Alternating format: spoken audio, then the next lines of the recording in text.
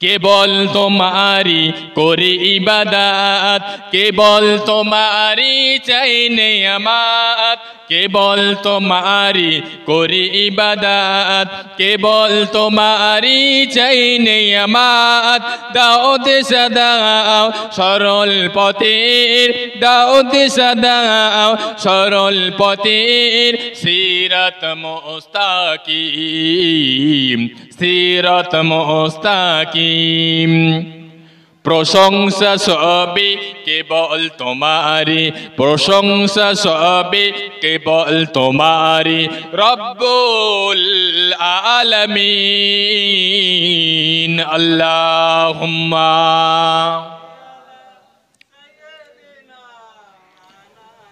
আমরা প্রথমে ছিলাম আলামে আরওয়াহ, সেটা হলো রূহের জগৎ। পৃথিবীতে বাপ আদম আলাইহিস সালাম থেকে নিয়ে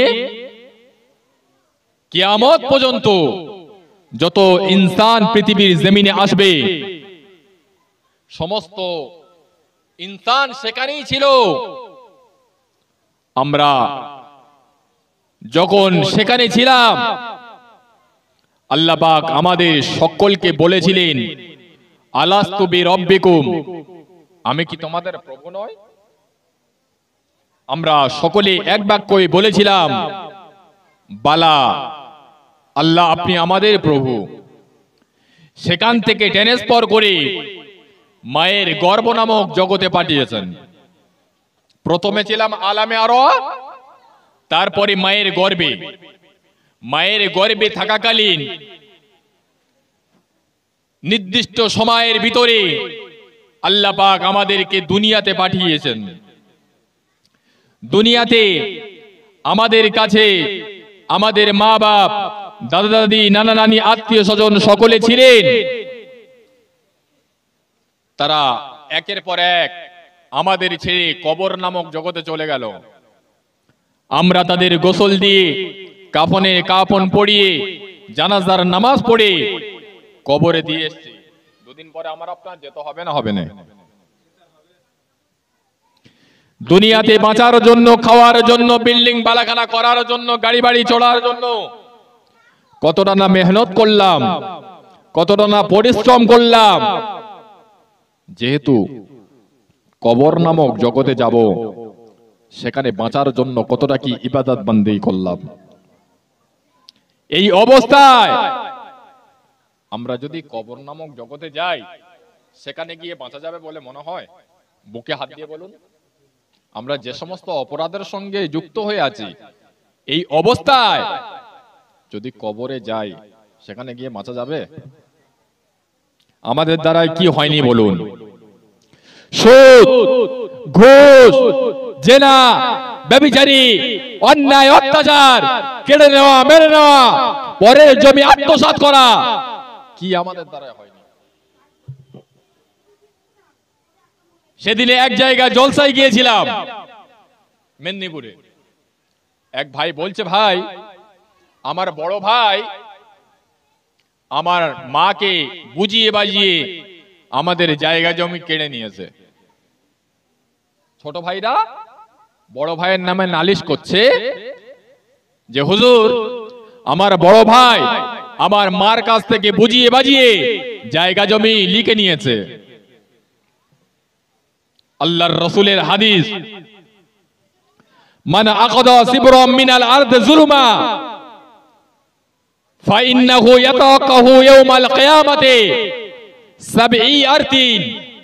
কেউ যদি কারোর এক বিঘত জায়গা কেড়ে নেয়, কিয়ামতের ময়দানে তার গলায় 7 তবক জমিন আসমান লটকিয়ে দেওয়া হবে। যদি এক কাঠা কেড়ে নেয়, এক বিঘে কেড়ে নেয়, কত তবক জমিন আসমান গলায় লটকিয়ে দেওয়া হবে। কম্পিউটার ফেলা হয়ে যাবে না? হবে না? সমাজের বুকে এরকম আছে না নাই? এইরকম মাতর আছে না নেই? পার্টির গরম, টাকার গরম, ছেলে পুলের গরম, কবরে শুলে সব শালা নরম হয়ে যাবে। এখন মাস্তানি করছিস কর, ফেরাউনের মতন বড় মাস্তান তুই এখনো হসনি। নমরুদের মতন বড় মাস্তান হোসনি, সাদ্দাতের মতন বড় মাস্তান হোসনি, তাদেরকে চলে যেতে হয়েছে। আর এখন বর্তমান সময়ে যারা মাস্তানি করছে তাদেরকেও চলে যেতে হবে না? হবে না? মরে একবার দেখ।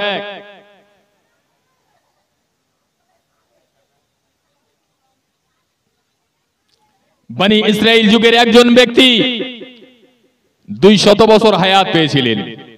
কতটি বছর হায়াত পেয়েছিলেন? 200 বছর। ওই 200 বছরের ভিতরে এমন কোন গুনার কাজ তার দ্বারাই হয়নি। গ্রামের ভিতরে এই রকম ধরনের লোক যদি থাকে, সারা জীবন মদ খায়, সারা জীবন সুদ খায়, সারা জীবন জেনা ব্যভিচারী করে, সারা জীবন পরের লোকের মেরে কেড়ে খায়, এই রকম ধরনের লোক যদি থাকে, আমরা চিনব না? চিনব না? বনি ইসরাইল যুগের একজন ব্যক্তি 200 বছর হায়াত পেয়েছিলেন।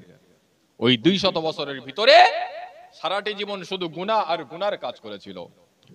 লোকটা মারা যাওয়ার পরে গ্রামবাসীরা পরামর্শ করলো, এই যখন মারা যাবে এর লাশটাকে আমরা কবর না দিয়ে যেখানে ময়লা আবর্জনা ফেলে সেই নর্দমা জায়গাতে ফেলে দিয়ে আসবো, যাতে ওই ব্যক্তির শরীরটা শিয়াল কুকুরে ছিঁড়ে ছিঁড়ে খাক। লোকটা যেদিন মারা গেল, গ্রামবাসীরা ওই ব্যক্তির লাশটাকে নিয়ে কবর না দিয়ে যেখানে ময়লা আবর্জনা ফেলে সেই নর্দমা জায়গাতে ফেলে দিয়ে আসলো। ও জনেরা, যুবকেরা, ও আমার নবী পাকের উম্মত উম্মতির আগা, কান কাড়া করে ঠান্ডা মাথায় কথাটা বোঝেন। সেই জামানা নবী হযরত মুসা আলাইহিস সালাম আল্লাহ পাকের সঙ্গে দেখা করতেন তুর পর্বতে। আল্লাহ পাক জিজ্ঞাসা করেছিলেন, ও আমার নবী মুসা, আমার এক বান্দা, তোমার এক উম্মত ইন্তেকাল করার পরে তোমার কিছু উম্মতেরা আমার ওই বান্দার লাশটাকে কবর না দিয়ে ময়লা আবর্জনা জায়গাতে কেন ফেলে দিয়ে আসলো বলো? তাকে কবর না দিয়ে ময়লা আবর্জনা জায়গাতে কেন ফেলে দিয়ে আসলো বলো? আল্লাহ নবী হযরত মুসা আলাইহিস সালাম বললেন, ও রব্বুল আলামিন, আল্লাহ পাক আমার ওই উম্মত সারাটা জীবন অপরাধের সঙ্গে যুক্ত ছিল বলে গ্রামবাসীরা আপনার ওই বান্দার লাশটাকে কবর না দিয়ে ময়লা আবর্জনা জায়গাতে ফেলে দিয়ে এসেছে।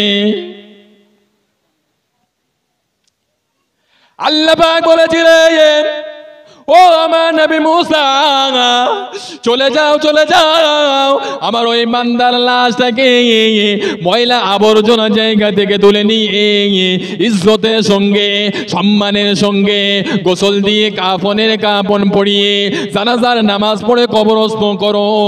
আমি আল্লাহ পাক আমার ওই বান্দার উপরে রাজি খুশি হয়ে গিয়ে, আমি আল্লাহ পাক আমার ওই বান্দার উপরে সন্তুষ্ট হয়ে গিয়ে, আমি আল্লাহ পাক আমার ওই বান্দার জীবনের 200 বছরের গুনাহ মাফ করে দিয়েছি। জোরে বলুন সুবহান, আর একটু জোরে বলুন সুবহানাল্লাহ।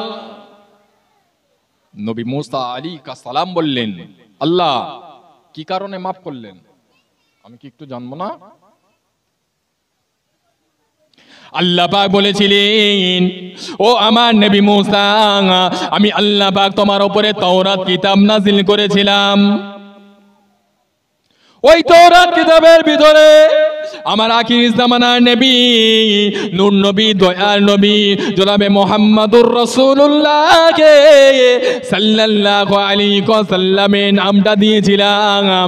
কোন এক সময়ে তোমার উম্মত আমার বান্দা তাওরাত কিতাবটা পড়ছিল। তাওরাত কিতাবটা পড়তে পড়তে আমার আখির জামানার নবী, নূর নবী, দয়ার নবী জনাবে মুহাম্মদুর রাসূলুল্লাহকে সাল্লাল্লাহু আলাইহি ওয়াসাল্লামের নামটা দেখেছিল। আমার বান্দা থাকতে না পেরে আমার নবী পাকের নামের উপরে একবার দোসা দিয়েছিল, আমার হাবিবের নামের উপরে চুমা গিয়েছিল। আমি আল্লাহ পাক এতটা রাজি হয়ে গিয়েছি, এতটা খুশি হয়ে গিয়েছি, আমি আল্লাহ পাক রাজি খুশি হয়ে গিয়ে আমার ওই বান্দার জীবনের 200 বছরের গুনাহ মাফ করে দিয়েছি। আর আজকে আমরা নবীর উম্মাত, নবীর নামে দুরূদ পড়তে বললে ঝিমিয়ে ঝিমিয়ে পড়ি, খোঁচা মারতে হয়, কাঁটি মারতে হয়, তবে দরুদ শরীফ পড়ি।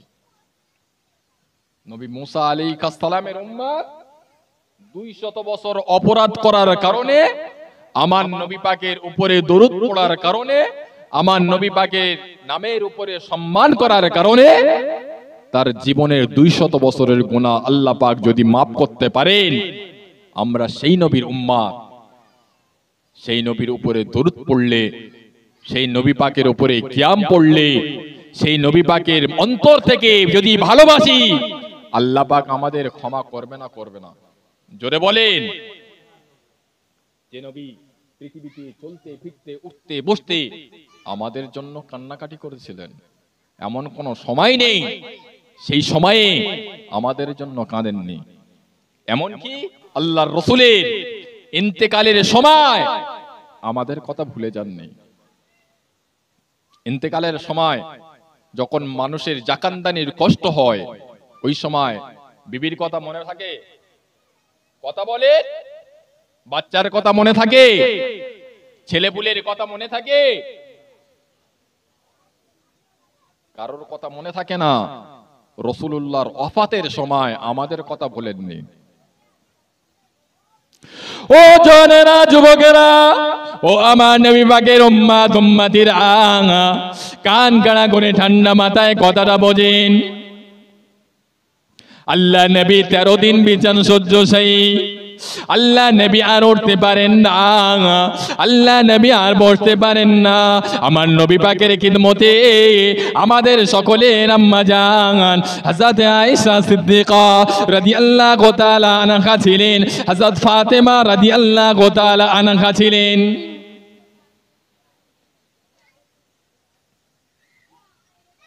হঠাৎ করে দরজায় আওয়াজ হলো। আল্লাহ নবী একবার ফিরে তাকালেন, হযরত ফাতেমাকে বললেন, ও মা ফাতেমা, আমাদের ঘরের দরওয়াজায় কে যেন ডাকাডাকি করে, ঘরের দরওয়াজাটা একবার খুলে দাও। ঘরের দরওয়াজাটা একটু খুলে দাও, কোন মেহমান এসেছে একবার দেখো। আমার নবী পাকের কলিজার টুকরি খাতুনে জান্নাত হযরত ফাতেমা রাদিয়াল্লাহু তাআলা আনহা আব্বা জানের কথা শুনে ঘরের দরওয়াজাটা যেই না খুললেন, ঘরের দরওয়াজা খুলে গেল। হযরত ফাতেমা দেখতে পেলে তিনাদের ঘরের দরওয়াজায় এমন একজন মেহমান এসেছে, ভয়ঙ্কর মেহমান এসেছে। ওই মেহমানকে দেখে হযরত ফাতেমা ঝাবাট করে দরওয়াজাটা বন্ধ করে আমার নবী পাকের দরবারে হাজির হয়ে গিয়েছিলেন। আমার নবী পাকের কাছে এসে হযরত ফাতেমা রাদিয়াল্লাহু তাআলা আনহা ঠক ঠক করে কাঁপতে লাগলেন, ভীতু সংক্রস্ত হয়ে গেলেন। আল্লাহর নবী বললেন, ও মা ফাতেমা, কি হয়েছে মা? হযরত ফাতেমা বললেন, আব্বাজান, আমাদের ঘরের দরওয়াজা এমন একটা মেহমান এসেছে, ওই মেহমানকে আমি ফাতেমা মক্কা মদিনায় কখনো দেখি না। কোন মেহমান এসেছে জানেন?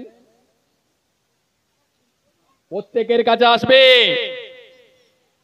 যার কাছে আসবে তার দাদাগিরি আর মস্তানি বন্ধ হয়ে যাবে। ওই মেহমানটা অন্য কোনো মেহমান নয়, ওই মেহমানটা হলো আল্লাহ পাকের ফেরেশতা হযরত আজরাইল আলাইহিস সালাম। জোরে বলুন না সুবহানাল্লাহ।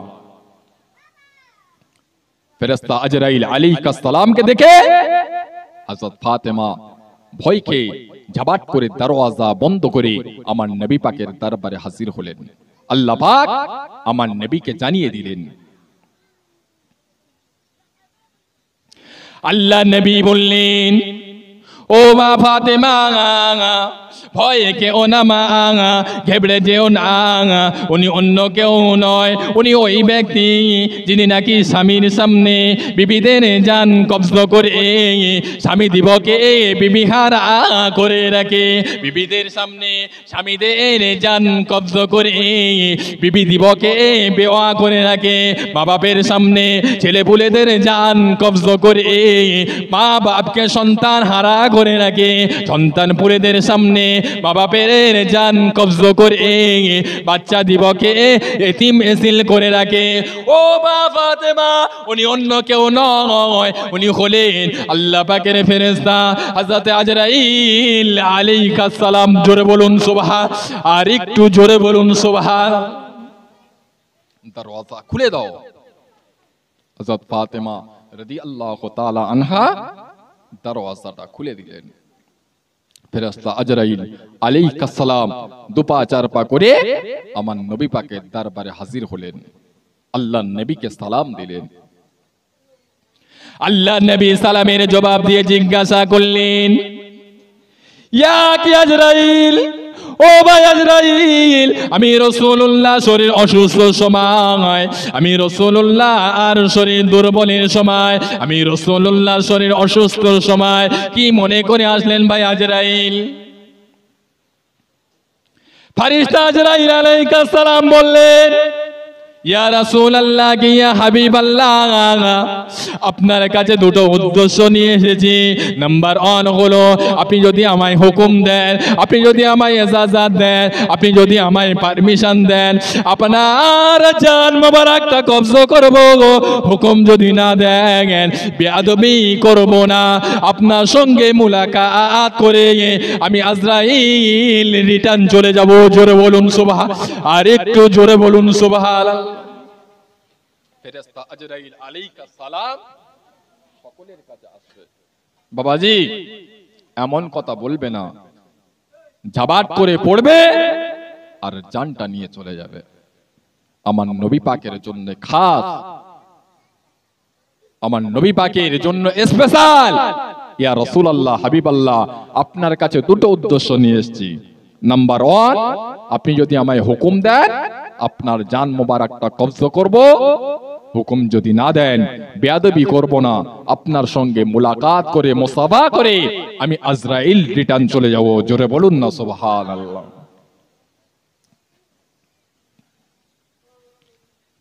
আল্লাহ নবী বললেন, ও ভাই আজরাইল, আমি রাসূলুল্লাহ আর দুনিয়ার ভালো লাগে না, আমি রাসূলুল্লাহ চলে গেলে আল্লাহ পাকের সঙ্গে আমার দিদার নসিব হয়ে যাবে। তবে ভাই, আমি রাসূলুল্লাহ যে চলে যাব, আমার গুনাহগার উম্মত উম্মতিদের কার হাওলায় রেখে যাব?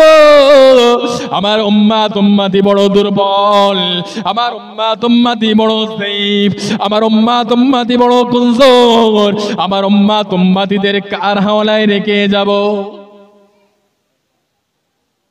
কার হাওলায় রেখে যাব?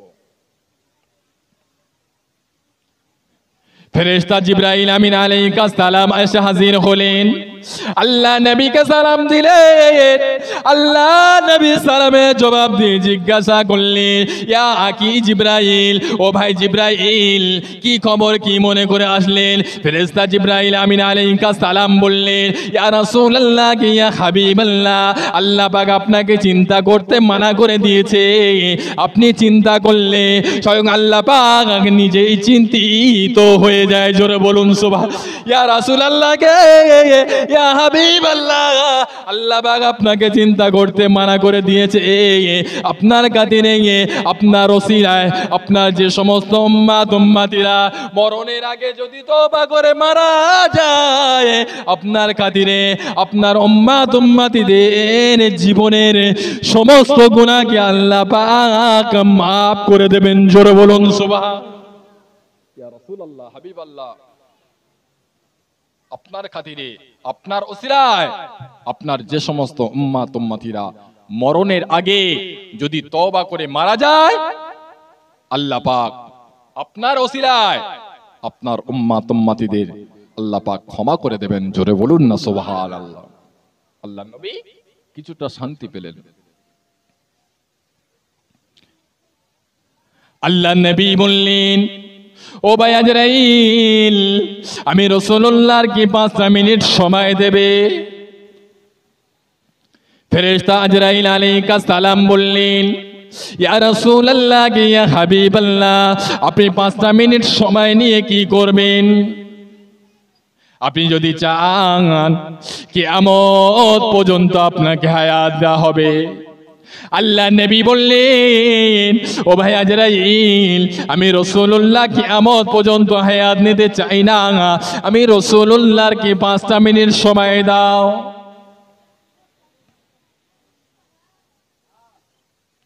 ওই 5টা মিনিটের ভিতরে আল্লাহ নবী 2 রাকাত আল্লাহ পাকের নামাজ আদায় করলেন।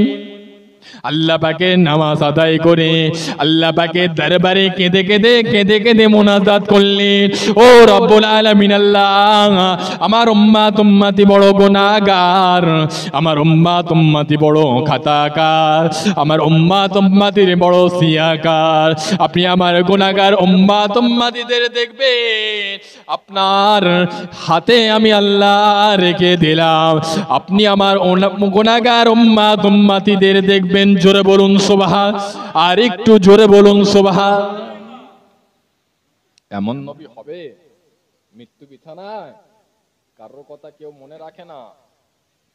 রাসূল আমার মৃত্যু বিছানায় আমাদের কথা ভুলেননি। একবার দরুদ শরীফ, আল্লাহুম্মা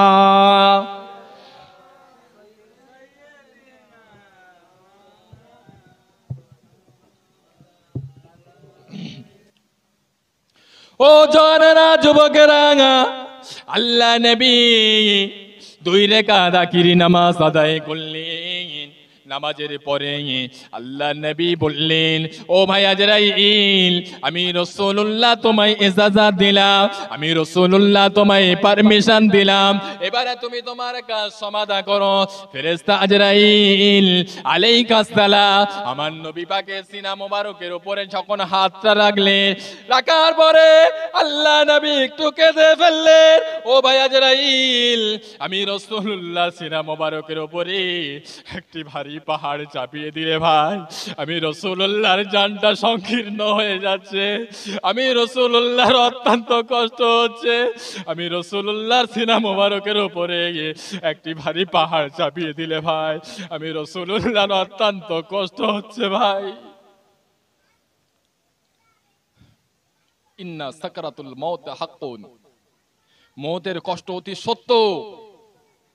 একটা কুল গাছের কাঁটার উপরে একটা ভিজে শাড়ি যদি শুকোত দেওয়া হয়, ওই শাড়িটাকে টানলে যেমন শাড়ির কোনো অস্তিত্ব থাকে না, তার চেয়ে বেশি কষ্ট হবে। তবে মুমিন ব্যক্তির জন্য আলাদা, কাফের ব্যক্তির জন্য আলাদা। অনেক সময় দেখেননি, অনেকের ইন্তেকালের সময় পেশাব ফিরে দেয়, পায়খানা ফিরে দেয়,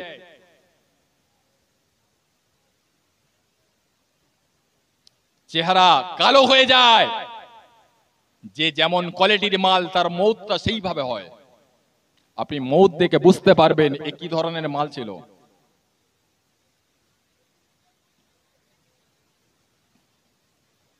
আল্লাহ নবী বললেন, ও ভাই আজরাইল, আমি রাসূলুল্লাহ সিনা মোবারকের উপরে একটি ভারী পাহাড় চাপিয়ে দিলে ভাই, আমি রাসূলুল্লাহর জানটা সংকীর্ণ হয়ে যাচ্ছে ভাই, আমি রাসূলুল্লাহর অত্যন্ত কষ্ট হচ্ছে ভাই। ফেরেশতা আজরাইল আলাইহিস সালাম বললেন, ইয়া রাসূলুল্লাহ, ইয়া হাবিবাল্লাহ, আপনার যেরকম আসানের সঙ্গে, শান্তির সঙ্গে, আরামের সঙ্গে জান মোবারক কবজ করা হচ্ছে, আল্লাহর সৃষ্টির ভিতরে এত আরামের সঙ্গে কারণ জান কবজ করা হয় না। জোরে বলুন সুবহান, আর একটু জোরে বলুন সুবহানাল্লাহ।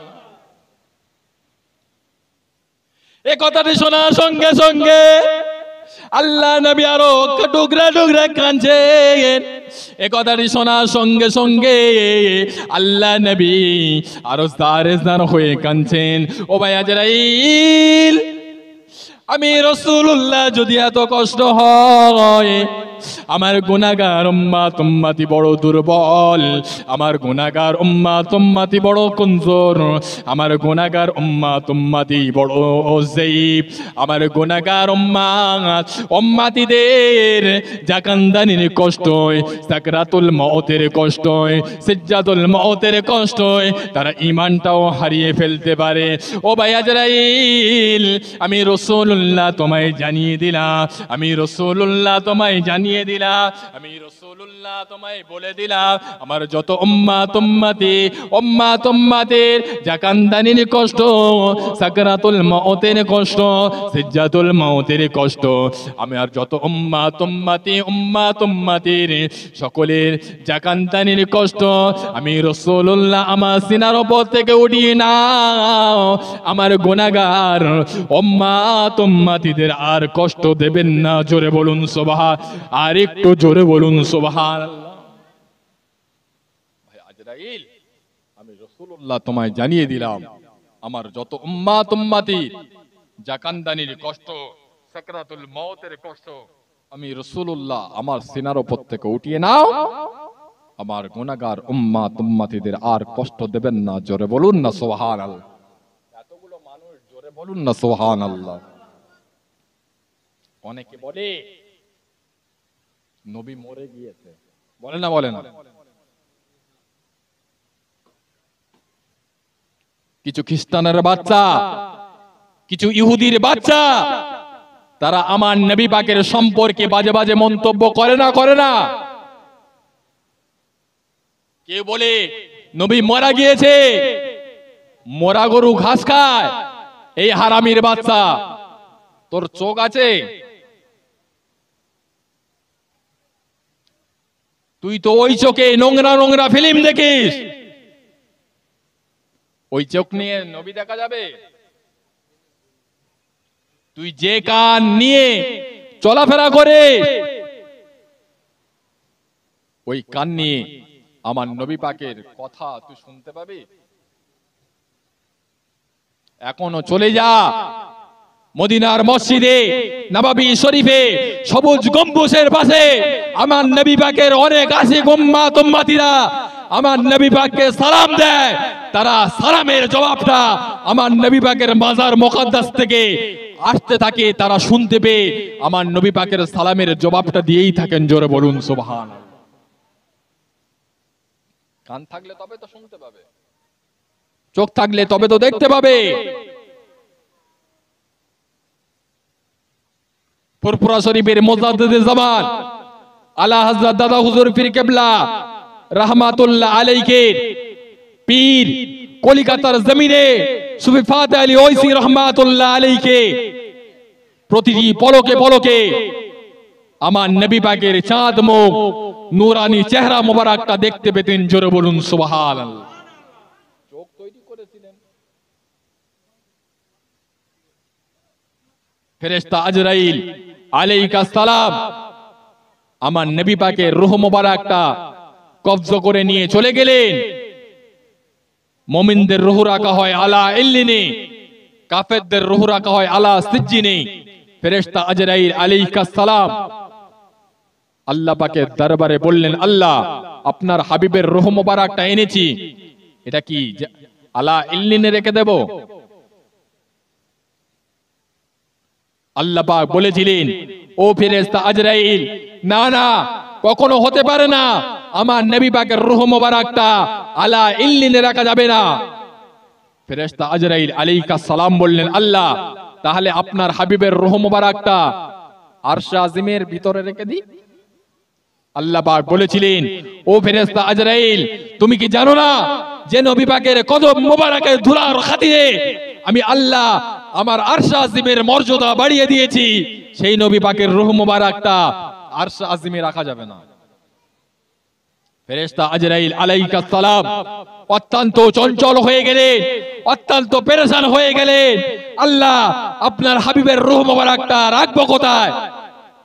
আল্লাহ পাক বলেছিলেন, ও ফেরেশতা আজরাইল, আমার হাবিবের রূহ মোবারকটা রাখার মতন কোন জায়গা দেখতে পাচ্ছি না, বরং তুমি একটা কাজ করো, আমার হাবিবের রূহ মোবারকটা যেখান থেকে নিয়ে এসেছিলে ওই জায়গাতে আবার ফিরিয়ে দিয়েছো। কিতাবের ভিতরে লেখা আছে কম বেশি 6.5 ঘন্টা পরে ফেরেশতা আজরাইল আলাইহিস সালাম আমার হাবিবের রূহ মোবারকটা আমার হাবিবকে ফিরিয়ে দিয়েছিলেন। জোরে বলুন না সুবহানাল্লাহ। তাহলে আমার নবী জিন্দা না মুর্দা? বেশক আমার নবী জিন্দা নবী। কেউ যদি আমার নবীকে মুর্দা নবী বলে, মনে করবেন ও ইহুদির বাচ্চা।